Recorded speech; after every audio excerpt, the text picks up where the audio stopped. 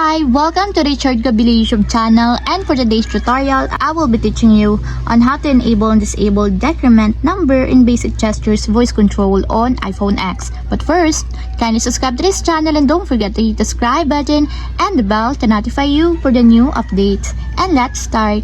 Using your iPhone X from your home screen, first go to Settings. Then in the Settings, scroll down and find the Accessibility and then Top. Then in the Accessibility, scroll down again and go to Physical and Motor section and then tap the Voice Control. Then in this part in the Voice Control, go to this section and then tap the Customize Commands. Then in the Customize Commands, find and tap the Basic Gestures. Then in the Basic Gestures, scroll down and then find and tap again the Decrement Number. Then in the decrement number, as you can see that it is already enabled.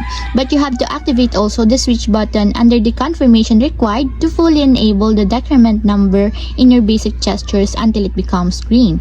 And if you want to disable or turn off, just tap again the switch button just like this.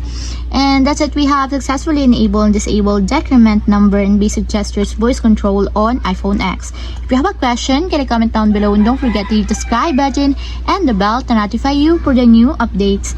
And thank you for watching.